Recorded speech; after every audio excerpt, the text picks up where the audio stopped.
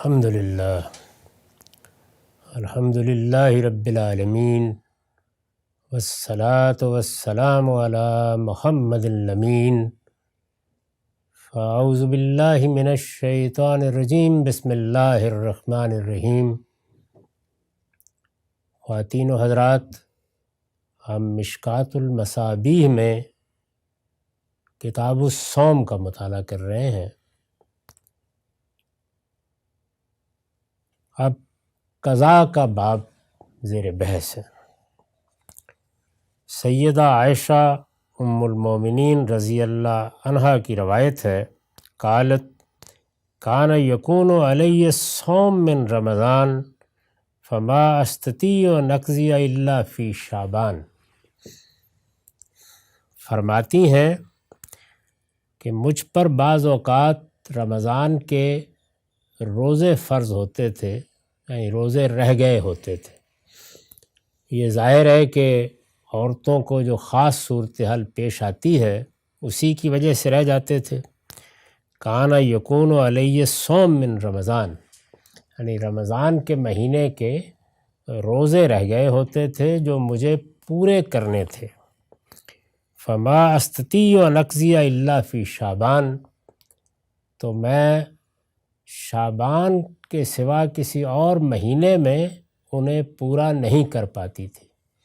یعنی ایسی صورت رہتی کہ یہ موقع نہ ملتا کہ میں نفل روزے رکھ کے جیسے آپ عام دنوں میں کرتے ہیں ان کی جگہ رمضان کے روزے رکھ لوں، اور شعبان آ جاتا۔ شعبان میں رسول اللہ صلی اللہ علیہ وسلم بھی دوسری روایتوں سے معلوم ہوتا ہے کہ زیادہ تر روزہ رکھتے تھے، تو یہ ایک اچھا موقع ہوتا تھا جس میں میں اپنے چھوٹے ہوئے روزے پورے کر لیتی تھی۔ قال یحییٰ بن سعید تانی شغل من النبی او بالنبی صلی اللہ علیہ وسلم۔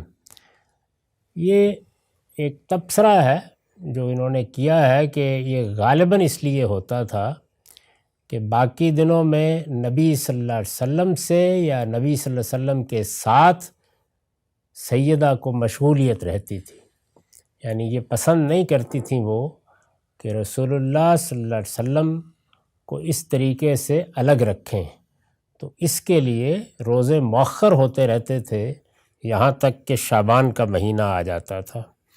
یہ تو خیر ان کا قیاس ہے، لیکن رمضان کے مہینے کے روزے رہ جائیں تو مشکل ہوتی ہے رکھنے میں عام طور پر، اور ایسا بھی ہوتا ہے کہ آدمی یہ خیال کرتا ہے کہ اچھا اس مہینے میں رکھ لیتے ہیں، اچھا اب رکھ لیتے ہیں، اور بعض اوقات مؤخر ہوتے رہتے ہیں، تو ایک فضا بن جاتی تھی۔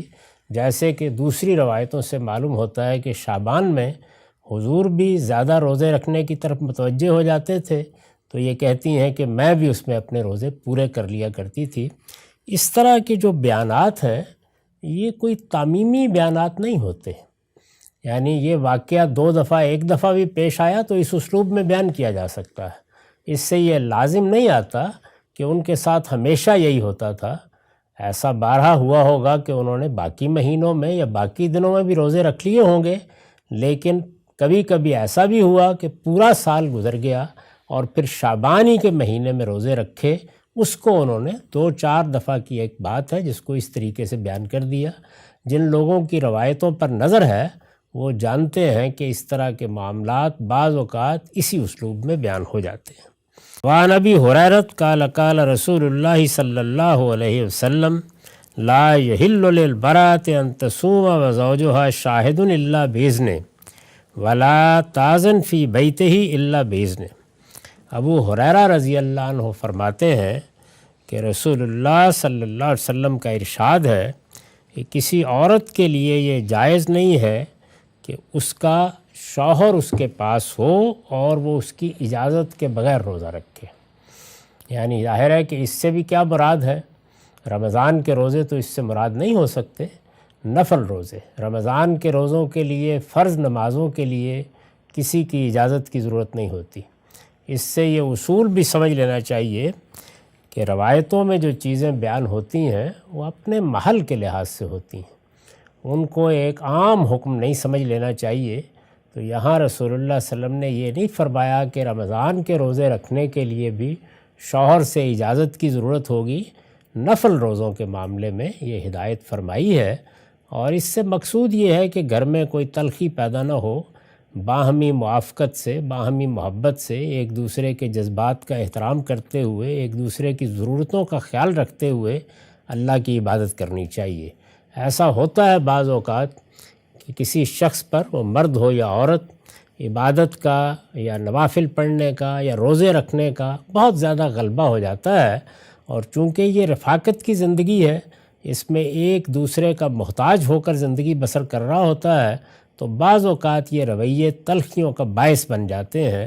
رسالت مآب صلی اللہ علیہ وسلم نے یہ فرمایا کہ اس میں ایک دوسرے کی ضروریات، ایک دوسرے کی طبیعت، اس کے مزاج، اس کی افتاد طبع کا خیال رکھنا چاہیے۔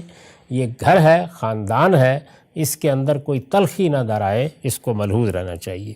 اسی طریقے سے یہ ہدایت بھی فرمائی کہ وَلَا تَأْذَنْ فِي بَيْتِهِ إِلَّا بِإِذْنِهِ، یعنی گھر میں کسی کو داخلے کی اجازت بھی دیتے وقت شوہر سے معلوم کر لینا چاہیے۔ یہاں بھی وہی مقصود ہے کہ بجائے اس کے کہ یہ چیز کل فتنے کا باعث بن جائے اور تلخیاں پیدا ہو جائیں، تو یہ خیال کر لینا چاہیے۔